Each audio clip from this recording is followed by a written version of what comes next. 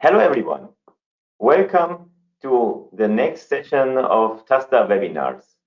I'm very proud and happy to present you today Harald, an old friend and a very, very, very good partner who knows the mission critical environment, I would say, quite well and better than most of the people on Earth.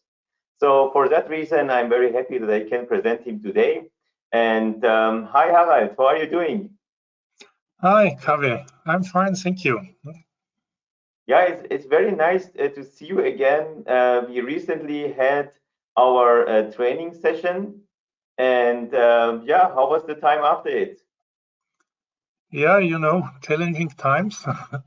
So trainings, giving face-to-face trainings is a little bit complicated at the moment.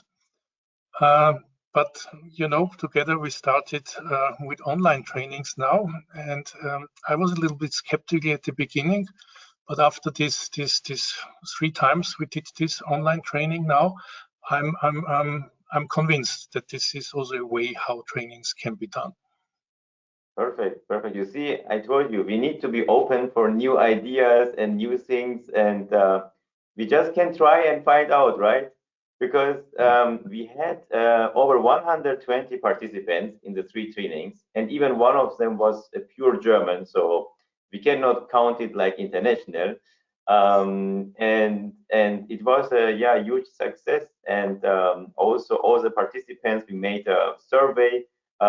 Everybody was very happy also, about the timings we discussed, that we offered 3 times these 3 hours blocks.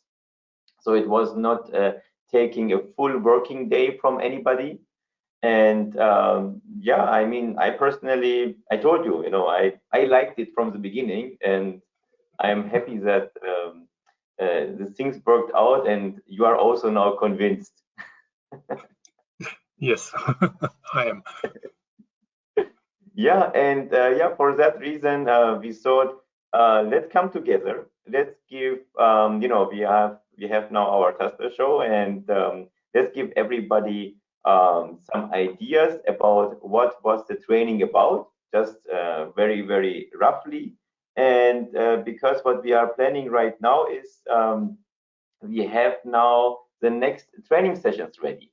So principally after the first success with Harald, we discussed together that we continue, and we have one session planned for February, for 16th and 17th of February, and another one for March, which is the 24th and 25th.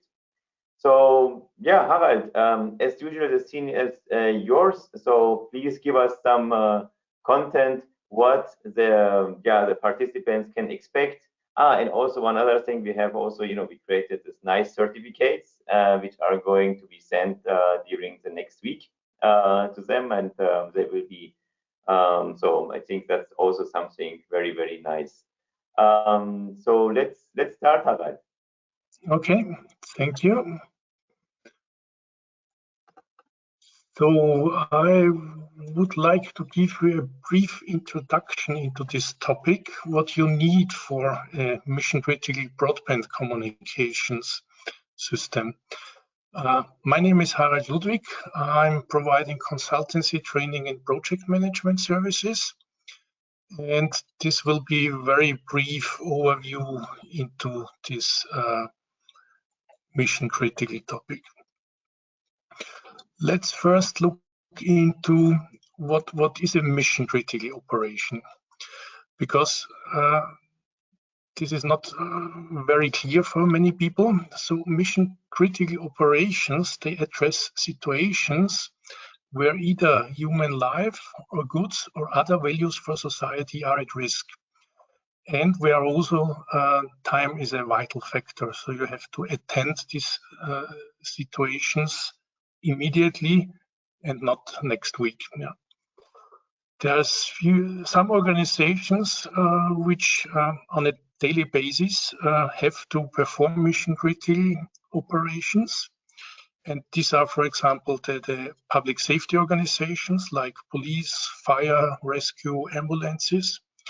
But there are also other organizations which do from time to time mission critical operations, like civil protection or the utilities, critical infrastructure, electricity, gas, water supply, but also public transport is critical infrastructure. So the metros, airports, buses, trams, railways, they all perform mission critical operations.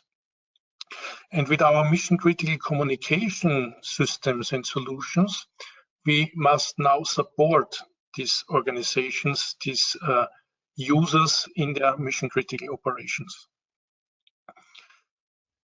Currently, most of these organizations are using narrowband systems, but in the future they will use broadband systems. And there are several advantages with broadband systems. So what you can use, for example, is a wider range of devices and applications. You can have your smartphones, you can use your tablets, you can use messenger services, you can do this in you can make your office mobile, so you can do certain tasks in the field. You don't have to go back to your office. Sometimes even it's possible to move the control room out into the field and have a mobile control room. You can have maps downloaded on your devices. You can share pictures and videos. So these are all the possibilities.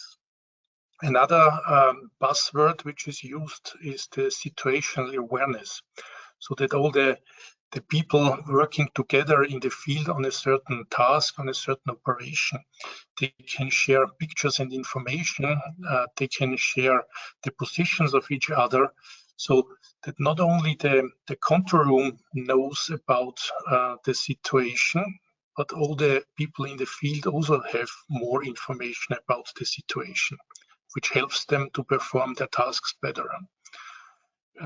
For example, you can use mobile cameras or even drones with a video feed to get an overview of your situation. I think that is Hart, I think that is the main strength about the LTE, right? I mean, this situational awareness and the interconnectivity between all these devices, and especially and sending videos. Exactly. So you have more possibilities, you have higher data rates, higher bandwidth, and you can utilize this for more possibilities you have. But this is not only for the people to work together, there's also this Internet of life-saving things where the devices or the sensors themselves become part of the whole system. So you can have protective glasses with sensors which are sending data back to your control rooms, that in the control room, they, for example, can monitor if a firefighter is getting into danger, if the heat is getting too high, or if his heart rate is getting too high, and they can then do something for this firefighter. Or you can have heads-up displays where you can insert certain information into the visible field of a first responder, and you can also have your whole vehicles, like the fire trucks, as a data hub, so you can have information stored locally about dangerous goods and then distribute this information to your people locally. So there's a wide range of possibilities. Is this a similar topic like the IoT, or is it different? It's basically IoT, but especially applied to public safety, where you can save lives with IoT devices. Okay, so if you want to use this, what do you need? So there is a huge ecosystem, already partly existing ecosystem. What you need first is a network, but not only an ordinary LTE network, it has to be a mission critical grade network. And some properties of a mission critical grade network is that it's highly available, it's highly reliable, and it's highly secure. So this is what you need on the network side. Then you need also devices. This are most of the cases, this will be not consumer devices, but also mission critical grade devices. And these mission-critical great devices also have some properties you don't find on commercial devices, like a PTT button. If you do group communication, you need a PTT button. These devices need to be more ruggedized because they are used in a harsh environment, like firefighters or policemen. They cannot always take care about the devices. And in some cases, you probably need direct communication so that devices can communicate with each other directly without a network. Okay, so with network, we have devices, and then we need applications. We need services and mission-critical applications and services, and these have also some properties which are special for this mission-critical ecosystem.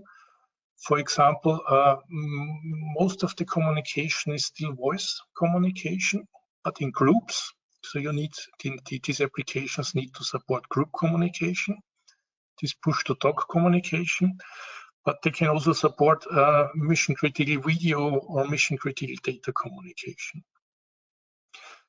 So these are basically the three things you need: networks, devices, applications for your mission-critical communication solution.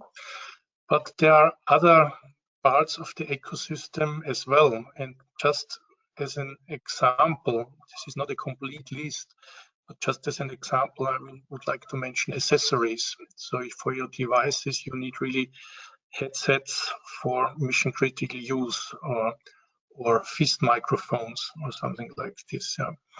You also need to think about device management, because these devices are not managed by the individuals, by the users, but by the organization. You also need to think about an application store for your applications, because you probably don't want your mission-critical users to download any available application out of the World Wide Web. So you need to have a special application store where you limit the applications which they actually are allowed to use in mission-critical situations. And then there are other things you need to consider, like planning, testing, training.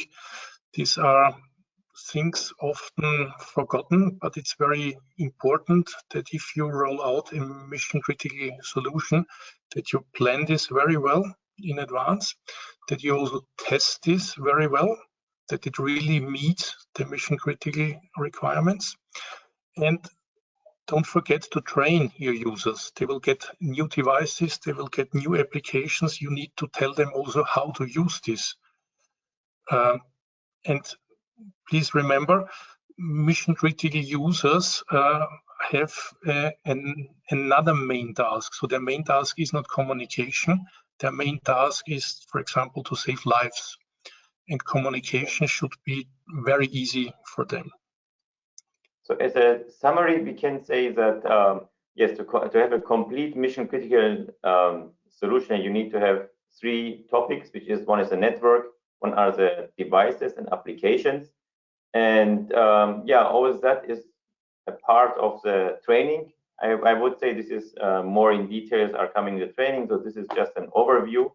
And the users, they need always to consider besides this, okay, it's nice to have the mission critical solution, but it's not done because there are also, yes, it's a big there are big plannings and testings and trainings, and yeah, also I would also say besides the training, I would say the acceptance of the users, and especially as you mentioned in the last sentence that yes, communication is a tool.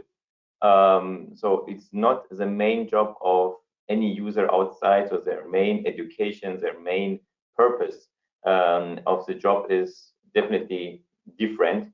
And yeah, and this mission critical environment is a tool which they need to be reliable, that they can count on it and use it to to work perfectly and to do whatever they need to do in their environment. Yeah. Exactly, yes. And as you said, in the training, we will go into more detail in all of these aspects. Yeah? And I can also show you some of the other aspects we will also address in the training, the building blocks you will need to roll out a new mission-critical solution. So the first thing you need is a technology which addresses the requirements and the functionality of the mission-critical users. And you need a specification for this technology, and preferably it's a standard. And in our case, for mission-critical LTE, it's a standard done by 3GPP organization. The other thing you need after you have a technology, you need to have products. So vendors have to develop products according to these specifications, networks, devices, applications, and very important, you need to test and certify all these to make sure that they are really first comply to the standard and that they are working like they are intended to work. Another important building block is spectrum. If you want to build your own network, you need your own spectrum. So there are some available frequency bands with some available bandwidth, and you can decide between your own dedicated spectrum, or you may be able or you may need to share spectrum with other organizations or with commercial network operators. And the last important aspect, after you have a technology, you have products, you have spectrum, is how to roll out this solution, how you bring this into the field. And there are several possibilities, like you can build your own dedicated network, or you buy all this mission critically as a service from commercial networks. And there are also some hybrid models in between dedicated network and using commercial networks. And we will also in the training course go through all this in more detail. I think the spectrum issues is right now, how do you see it? We feel that governments are making it more and more available for the mission critical users, the LTE spectrum that is possible really to move in that direction. Yeah, there's dedicated spectrum assigned for PBDR users. PBDR means public protection and disaster relief. So this is spectrum which can be used by public safety organizations. But on the other hand, in many countries, they are now also opening up the possibility to get a spectrum license for a campus. So it's not a nationwide spectrum, but only for some local campus or region where you can also build your own network, for example, an on-site network. Okay, and I already mentioned the training course. So there are two flavors of it. There's a face-to-face retraining course I'm doing regularly. The next course will be 23rd to 25th of February next year in Vienna, in Austria. If you want more information, you can find it on my website, or you can send me an email. Also, give me here. Yes, I can also suggest everyone to do that because it's it's always great to have the time with you together, Harald, and discuss all the topics, in person, and especially the location. Vienna is outstanding. So it's absolutely, I would say, I did it this year, right? Before all this, I did it even this year. And I really enjoyed it and would not want to miss it. Yes, thank you. And of course, the other possibility is to do this online training. This is a mission critical LTE basics course with a little bit reduced content to fit the online format. And as you already mentioned, Kari, there will be 2 dates in February and March next year. And if you want to have more details about this course, there is an email address you can contact to get more details or to register for the training. Yes, and for both trainings, it's important to say that you are going to get a certification after that. So after the online training, so you get a certification that you gain that knowledge. I mean, okay, we are not testing how much you listened and you understood, but it's the participation is definitely certified, and also that we expect and we think that whoever is joining our online or on-site training, that the interest is high, and yeah, it will definitely enrich you. I can assure 100%. Okay, thank you. Yes, so that's basically my introduction to the mission critical broadband communications. And Perfect. I guess that's for the webinar now. Yes. That was just a quick and short webinar to introduce, the training and what we are doing. Also giving a quick overview about what is mission critical. That that we are raising the awareness and the information for everyone, because the topic is quite new for most of the users and most of the even companies and so on, and and the information is not everywhere transparent available, and for that reason we said, okay, let's try it, right? Let's try to make it wide, and for that reason, yes, we created with Harald this concept. We created together this online training because we said we want to reach more people. In Harald's room, usually, I would say there will be only possibility to handle 10 participants, maybe, right? Because it's, also you need to be available and discuss with everyone.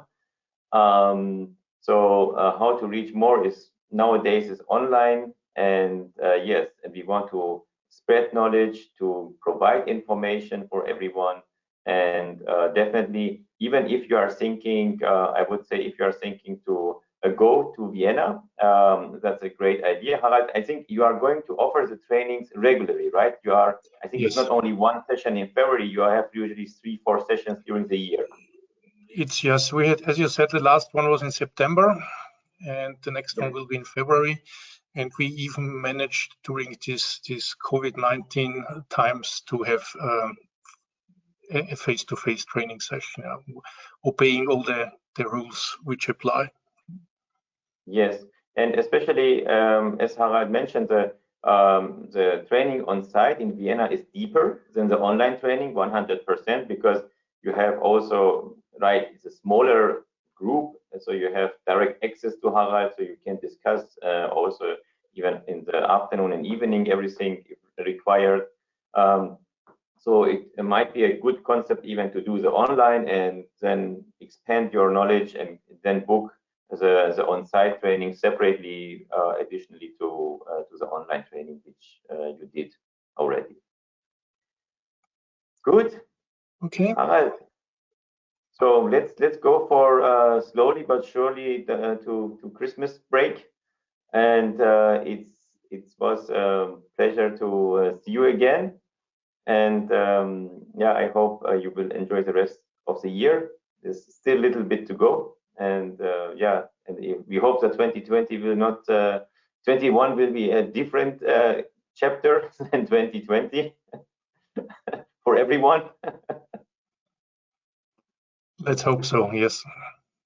Yes, and so yeah, stay safe, and thank you very much for everything. And yeah, see you later in February during our online training session. Thank you. See you. Goodbye. Thank you very much, Harald. Take care. Bye-bye.